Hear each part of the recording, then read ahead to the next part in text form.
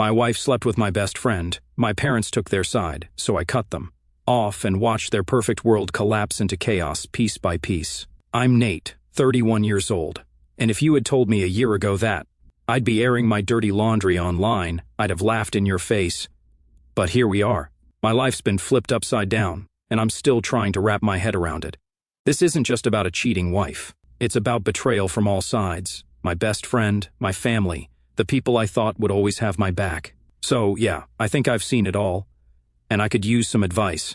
To start from the beginning, I met Lana, 29 years old, 7 years ago.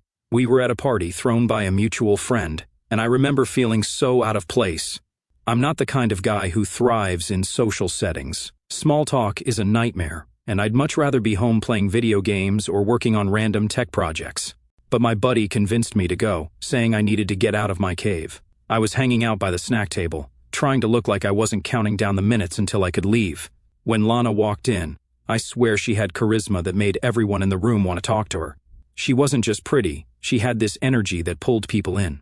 She laughed loudly, told stories that had everyone listening, and somehow made a party full of strangers feel like a group of old friends. At first, I didn't think someone like her would even notice someone like me. I'm not exactly the life of the party. But later that evening, she came over, grabbed a handful of chips, and said, "You look like you're trying to disappear into that wall." That broke the ice, and we eventually got along. We exchanged numbers, and the rest is history. Or at least it felt like history in the making back then. About a year later, we moved in together. It felt like the natural next step. My parents loved her right from the start. My mom would gush about how lucky I was to find such a sweet, fun girl, and my dad, who's usually pretty quiet, would actually start conversations with her. I'd never seen him open up to anyone like that before. Lana wasn't just great with my parents, she fit in perfectly with my friends too. One of the people she connected with the most was Sean, 31 years old, my best friend since high school. Sean's the guy who's been there through everything, the late-night phone calls, the breakups, the job failures. He even went to a different college after we graduated, but that didn't change anything. We still kept in touch constantly, visiting each other during breaks and picking up right where we left off every time. He's the guy who shows up when you're moving and refuses to let you pay him in anything but pizza. We've been through thick and thin, and there was no one I trusted more. When Sean met Lana, they hit it off immediately. At first, I thought it was great. My best friend and my girlfriend liked each other. What's better than that? Sean was a big personality, just like Lana, so they'd crack jokes and playfully roast me. It was all in good fun, and I never felt like I was being left out. When I proposed to Lana after 3 years of dating, Sean was the first person I told. He gave me a big hug and said, "It's about time, man. You two are perfect together." He even helped me pick out the ring, which Lana absolutely loved. The first few years of marriage were great.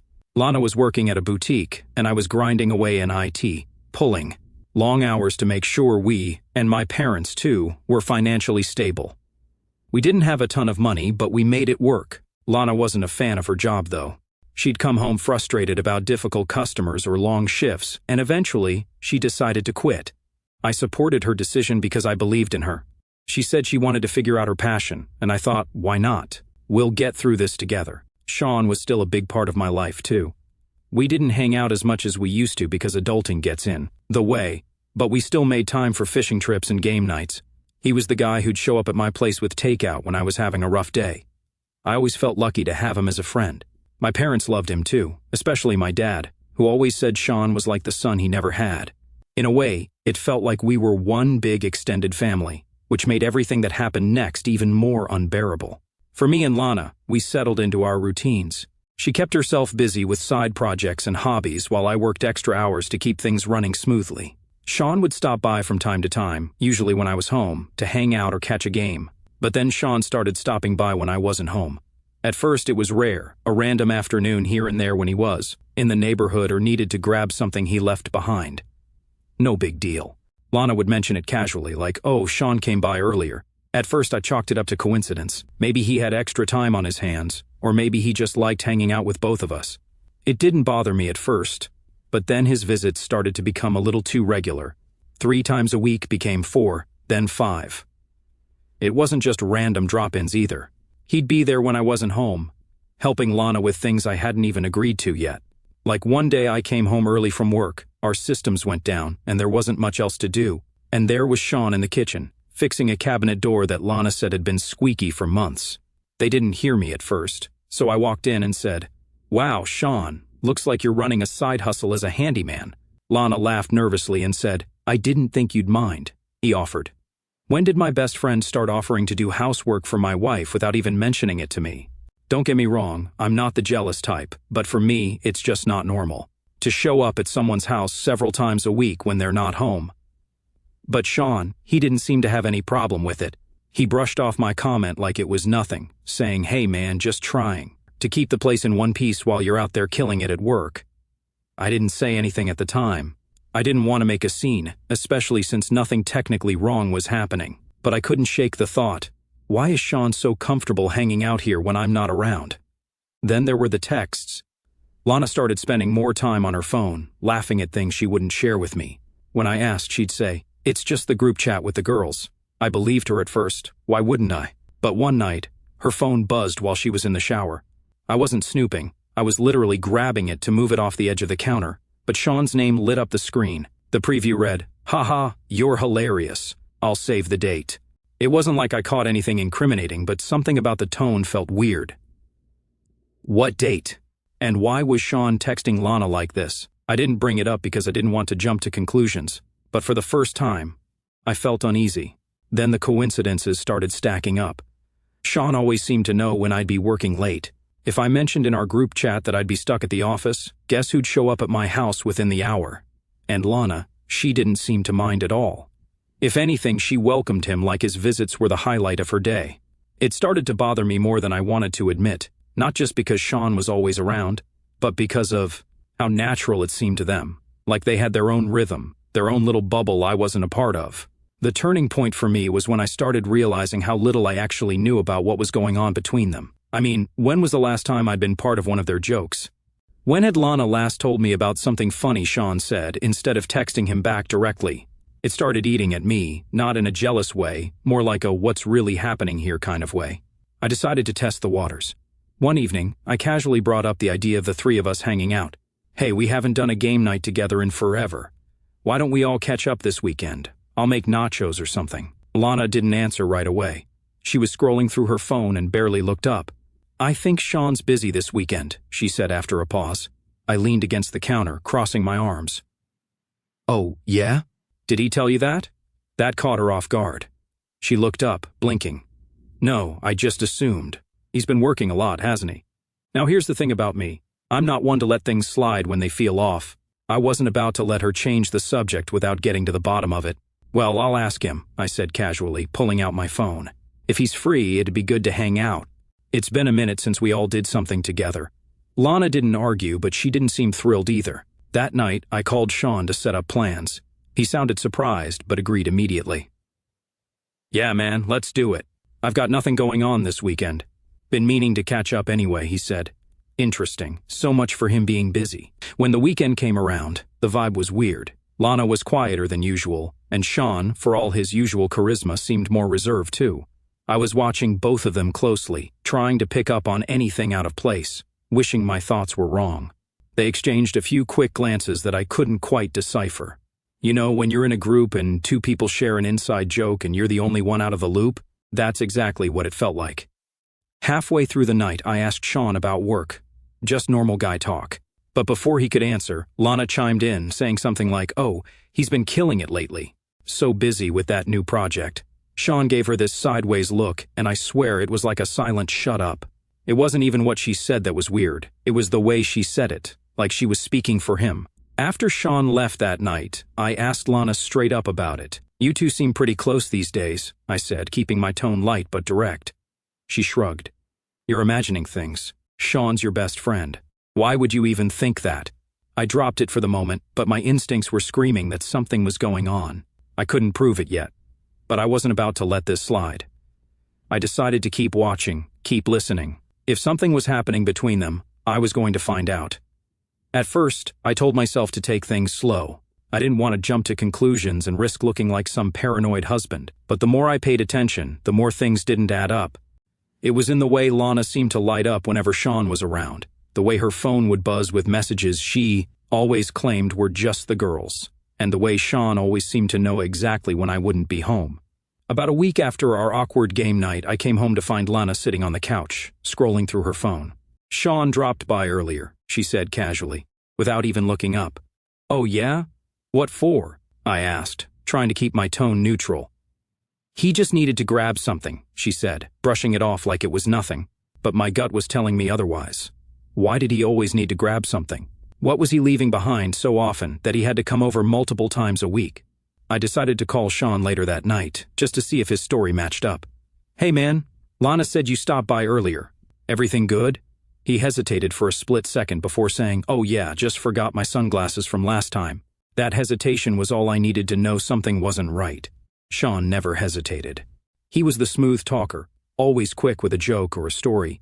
That pause told me he was scrambling to come up with something believable, but I still didn't have proof. The breakthrough came a few days later. Lana told me she was going out to dinner with friends, which wasn't unusual. She dressed up, wore perfume, and left the house in a rush. I didn't think much of it until I heard a notification buzz sound. It wasn't my phone. It was coming from her phone, sitting on the counter. She'd forgotten it. Now, I'm not proud of what I did next, but I had to know. I unlocked her phone. It was easy. She used the same passcode for everything, and went straight to her messages. Sure enough, there were dozens of texts between her and Sean. Most of the texts were harmless, at least on the surface, banter, random memes, even small talk about the weather. But as I scrolled further, I noticed a pattern. Messages sent late at night, ones that were deleted mid-conversation, and just enough vague phrases to make my stomach churn. Then I saw a message that stopped me cold. It was from Sean, looking forward to later. Same time, same place. I stared at it, my mind spinning. Same time, same place. What did that even mean? I had no clue what this place could be, but I wasn't about to let it go. My first thought was to check Lana's calendar app.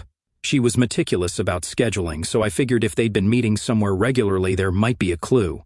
Sure enough, I found a recurring appointment every 2 weeks at 7:30 in the evening, labeled as gym night. But here's the thing, Lana didn't even have a gym membership. That wasn't enough to prove anything, though, so I kept digging. Her location history was turned off on her phone, but her Google Maps app still had recent searches saved. When I opened it, I saw a nearby hotel listed as visited 2 days ago. A pit formed in my stomach. I hadn't even known she'd left the house 2 days ago. Still, I couldn't jump to conclusions. Maybe she was meeting a friend there for coffee at the attached cafe. Or maybe I was grasping at straws. But then, I remembered something. Sean and I had stayed at that hotel once during a road trip years ago. He knew it well, and it wasn't the kind of place you'd go unless you had a reason. I decided to test my theory. I opened a browser on my laptop and searched for local hotels, pulling up their reservation systems. After a little trial and error, I found the hotel and clicked Find My Reservation using Sean's email address. It hadn't changed since high school. I plugged in a few guesses for recent dates. Bingo! There it was. A reservation under his name for a room last week, and another one for that very night. I felt like I'd been slapped. This wasn't paranoia, this was real. My hands shook as I grabbed my keys and headed for the door, my mind racing with questions I wasn't sure I wanted the answers to. When I pulled into the parking lot, I didn't know what I was expecting. Part of me hoped I was wrong, that this was all some huge misunderstanding, but then I saw them. Lana and Sean walked out of the hotel lobby together. She was holding onto his arm and they looked comfortable, too comfortable. I stepped out of my car and called out, "Lana." The look on her face was a mix of shock and guilt. Sean looked like a deer in headlights. "Nate," she started, her voice trembling. "This isn't what it looks like." "Don't," I said, cutting her off. "I don't want to hear it." Sean tried to step in. "Look, man, let's just talk about this." "Talk about what?" I snapped. "How you been sneaking around with my wife? How long has this been going on, huh? Since the shelves? Or was it before that?" Neither of them had an answer. Sean, my best friend since we were dumb kids in high school, just stared at the ground like a coward. Lana, the woman I had promised to love and build a life with, stood there, biting her lip, looking more annoyed than ashamed. I wanted to scream. I wanted to hit something, break something, make them feel a fraction of the pain they had just dealt me. But I couldn't move. My chest felt tight, like my body was physically rejecting what my eyes were seeing. "You don't even have anything to say?" I asked, my voice cracking. Sean finally looked up, but instead of guilt, there was this pathetic attempt at sympathy. "Nate, man, I didn't—" "Don't," I snapped, cutting him off. "You didn't what? Didn't think I'd find out? Didn't think it would hurt me? You've been my best friend for over a decade. You stood next to me at my wedding. You told me I'd found my soulmate, and now what the hell am I supposed to do with this? His mouth opened, but nothing came out. He just looked at me like I was the one who had done something wrong. And Lana, she didn't even bother trying to defend herself. She just stood there, tears in her eyes, but no words, no apology, nothing. That silence was worse than anything they could have said. I walked away, feeling like I was moving through quicksand. Every step felt heavier than the last.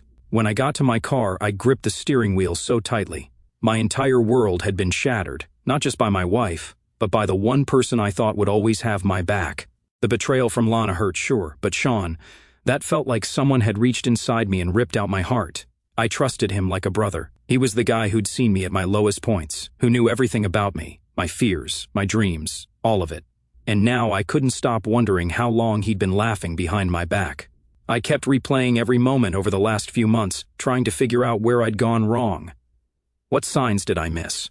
When did my wife and my best friend become strangers to me? The next morning, I woke up feeling hollow. Lana was downstairs, acting like nothing had happened. I didn't say a word to her. I didn't trust myself to. Instead, I called a lawyer. Starting the divorce process felt surreal, like I was watching someone else's life fall apart. Every signature, every document was a reminder of the life I thought I had and the people who had destroyed it. I didn't tell Lana right away. I needed time to process, to get everything in order before I confronted her again. When I finally handed her the papers, she broke down. She sobbed, saying she was sorry, saying she'd do anything to fix it.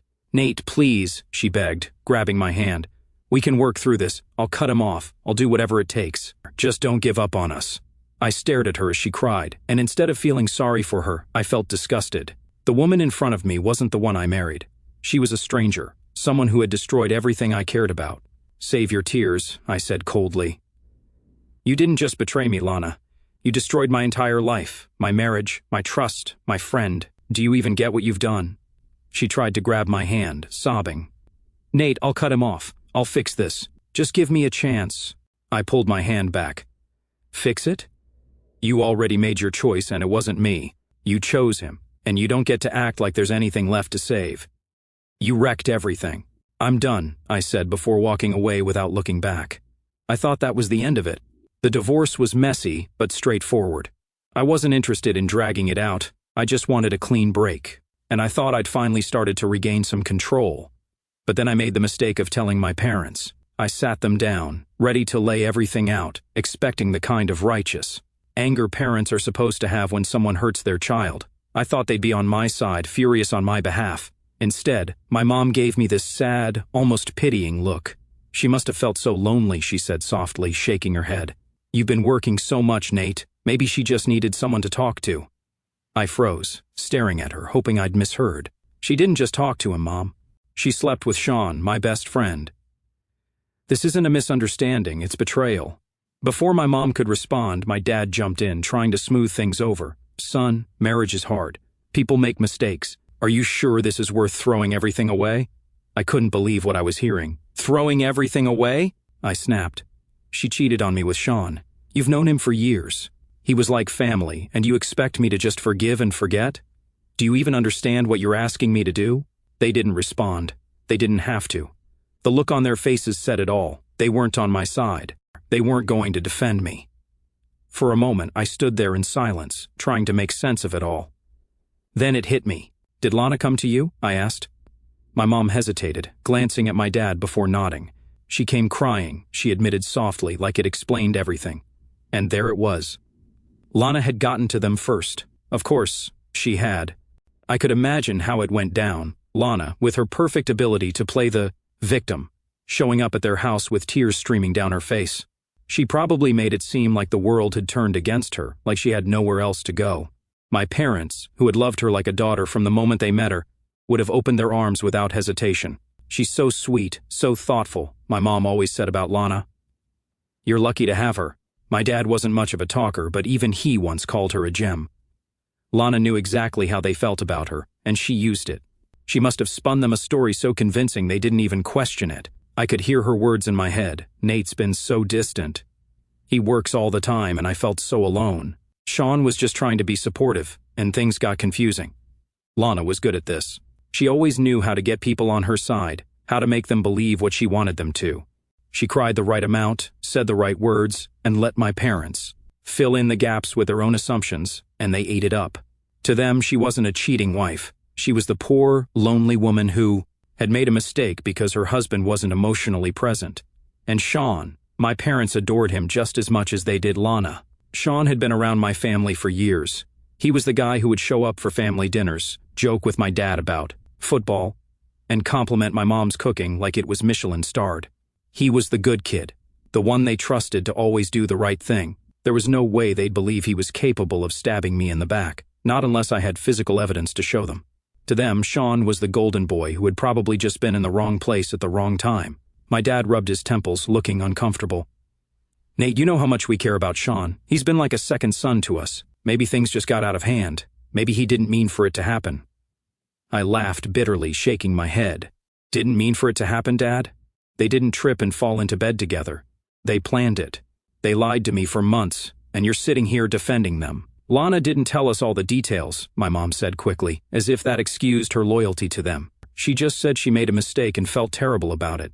She said she didn't want to hurt you." "Are you kidding me?" I said. "She destroyed my entire life. She betrayed me with Sean, and now she's got the two of you defending her. I can't believe this." "Nate, we're not taking sides," my mom said, her voice shaky. "We just don't want to lose anyone. We don't want the family to fall apart." "You're already losing me," I said sharply. "You've already taken her side. You're choosing her and him over me, and you don't even realize it." My mom's eyes filled with tears. "That's not true. We love you, Nate. We're just trying to understand what happened." Lana said she felt abandoned, and Sean was just trying to help, she added.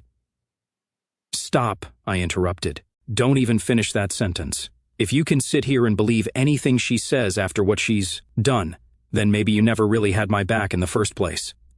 The room fell silent. My dad looked at the floor, my mom wiped her tears, and I stood there, feeling like I had just lost everything.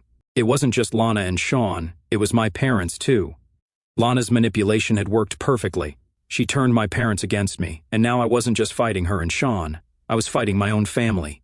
A week later, I found out just how deep Lana's manipulation went. I was still annoyed by my parents, but I went to their house unannounced to drop off money. I'd been helping them financially for years since retirement had stretched their savings thin. It wasn't a big deal to me. I saw it as part of being a good son. But when I walked through that door, I saw something that made me stop cold. Lana and Sean were sitting at the dining table with my parents, laughing, drinking coffee, acting like they were family. For a moment, I just stood there, staring at the scene. My dad was chuckling at something Sean said. My mom was refilling Lana's cup, and the two people who had betrayed me were right at the center of it all, like they belonged there. They didn't even notice me coming. I slammed my hand on the table so hard the mugs rattled. "What the hell is this?" I demanded, my voice sharp and loud enough to cut through their fake little tea party. Everyone turned to look at me, their smiles vanishing. My mom looked startled, like she'd been caught sneaking cookies before dinner. My dad immediately glanced down, avoiding eye contact. Lana looked calm, and Sean smirked. "Nate, this isn't the time," Sean said, leaning back in his chair like he owned the place. I couldn't believe the audacity. My blood boiled, and I could feel the anger bubbling to the surface. "Not the time? You're sitting in my parents' house, at my family's table, after screwing my wife behind my back, and you think you can tell me it's not the time?" Sean crossed his arms and shrugged.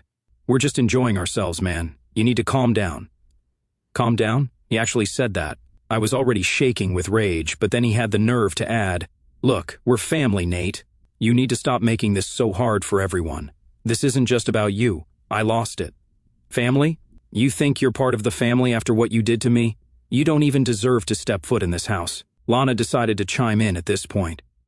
"Nate, we're just trying to move forward. We didn't mean for you to find out like this, but Sean and I—" "Don't you dare," I said, cutting her off. "Don't you dare try to justify this. You destroyed our marriage, and now you're sitting here laughing with my parents like nothing happened. How long have you been planning this?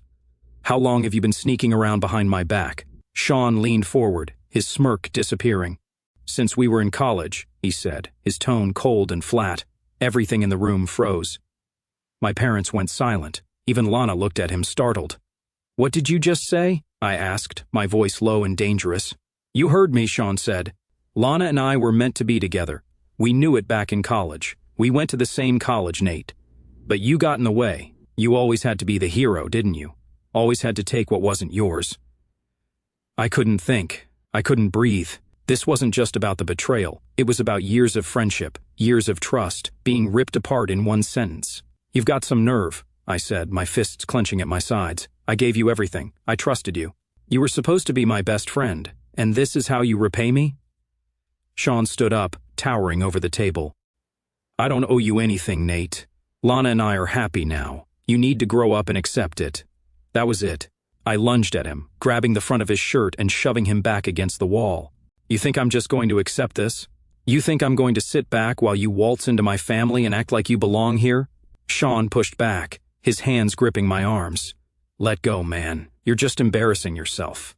Enough, my dad shouted, stepping between us and forcing us apart. That's enough, Nate. This isn't how we handle things in this house. I stepped back, breathing hard, my hands still balled into fists. How we handle things? I said, glaring at my dad. You're letting them into your house, Dad. You're treating them like they did nothing wrong. Who even are they? Complete strangers. You're supposed to be on my side.